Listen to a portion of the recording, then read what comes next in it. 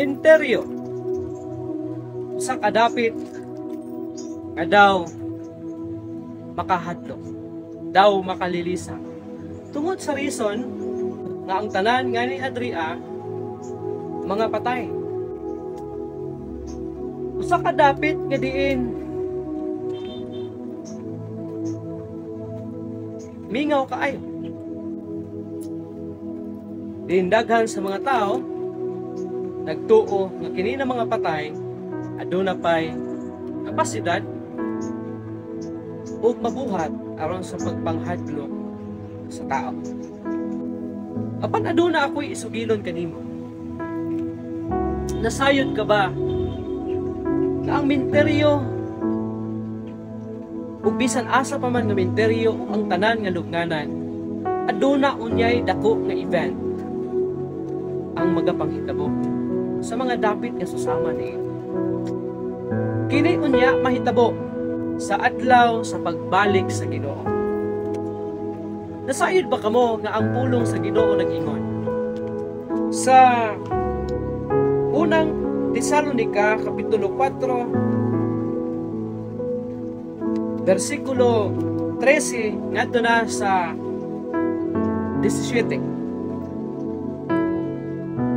Ang pulong sa Ginoo nag-ingon, mga igsuon, buot kami nga masayod kamo sa kamatuoran may tungod ni atong nangamatay.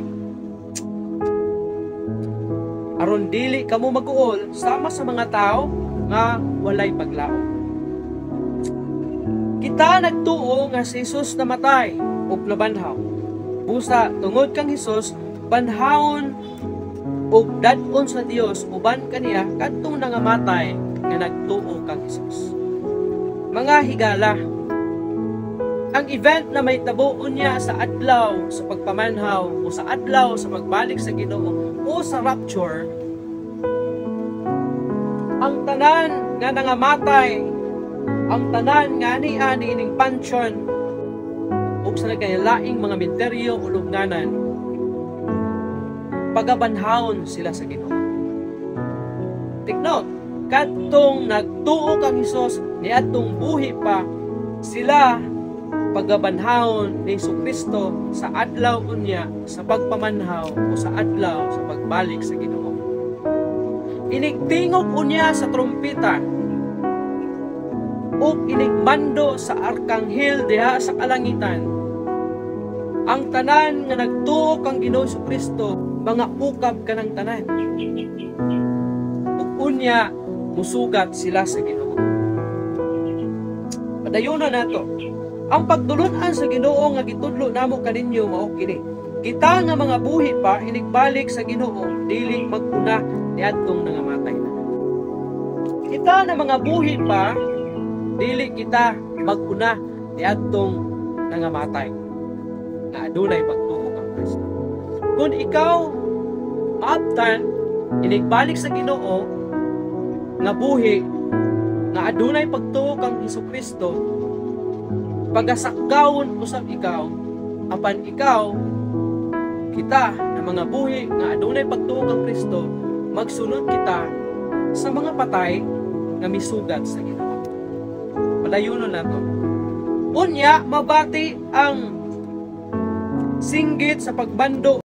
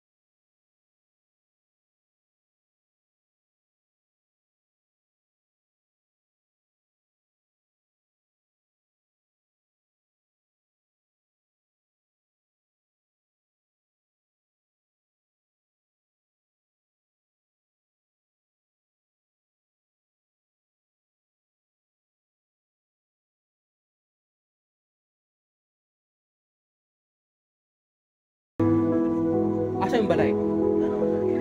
Usuro li ka dre. Wala nga man. Nagalimpyo ka dre. Subot pasabot na ang atong lawas ilisan ug lawas nga dili na madunot inigbalik na sa Ginoo. Inigabot sa adlaw sa pagpamanhaw ang tanan nga nangamatay nga may pagtuo kang Ginoong Kristo, sila usugat sa Ginoo pinaagi sa lawas nga dili na madunot o uban sa lawas nga dili na madunot. O susama gyapon ang mahitabo kanato kita na mga buhi usugat kita sa Ginoo nga uban usab sa lawas nga dili na madunot. Apan take note nga kinahanglan nga kita na mga buhi aron masiguro nato nga mupuyo kita sa Ginoo, inigbalik sa Ginoo. Kinahanglan masiguro usab nato nga nabatunan nato sa Jesucristo sa atong kinabuhi, ingon nga atong Ginoo manuluwas sa atong kinabuhi. Karon ang pangutana, unsa ba ang mahitabo niining mga nangamatay nga wala nagtuo kang Jesucristo ni atong buhi pa? Suginlan ko kamo, inigbalik sa Ginoo ang tanan nga nangamatay nga wala nagatuo kang Jesucristo, ingon nga ilahang Ginoo manluluwas sa ilahang kinabuhi. Magpabilin sila diha sa ilahang nahimutangan sa adlaw unya sa pagpamanhaw. Apan sa adlaw unya sa dako nga paghukom nga mao ang white throne judgment, aduna unyay mahitabo. Sila usab mamangon uban sa mga buhi ni adto unyang panahona aron sa pag-atubang sa hukmanan sa Ginoo nga mao unya ang white throne judgment. Yadiin ang maghukom unya ni anang panahona mao ang atoang Ginoong Kristo. Yadiin adunay duha ka libro nga pag-aablihan, ang libro sa binuhatan ug ang libro sa kinabuhi. Kadiin kung wala ikaw mahikablagan ni ini nga libro ikatambok ikaw sa linaw kalayo, diin usa ka kalayo nga wala na gayoy pagtuan. Ug didto mag-antos ka sa tanang panahon sa imuhang kinabuhi. Kung sa langit adunay kinabuhing walay katapusan, sa impyerno aduna usab kamatayon na walay katapusan. Usa ang hagit nako kanimo higala. Samtang buhi pa ka, samtang aduna pay kahigayunan, samtang wala pa miabot ang kamatayon, samtang wala pa miabot ang adlaw sa pagpamanhaw, itugyan ang imong kinabuhi diha sa Ginoo. Inulsuli kaligti ang imong mga sala ug dawata sa Jesucristo diha sa imong kinabuhi, ingon nga imuhang Ginoo ug manluluwas diha sa imong kinabuhi. Kaya ang pulong sa Ginoo nag-ingon sa Juan 14:6, ako ang dalan ug ang kamatuoran, walay makaadto sa akong Amahan kun dili pinaagi kanako. Si Jesucristo lang ang makaluwas kanimo, igsoon. Ang pulong usab sa Ginoo nag-ingon sa Juan 1:12, sa tanan nga midawat bituo sila gihatagan og katungod na mahimong mga anak sa Dios. Usa igsoon, dawata si Jesucristo sa imuhang kinabuhi ug tuuhi siya aron makapaton ka og kinabuhing walay katapusan. Daghang salamat ug dalaygon ang Dios.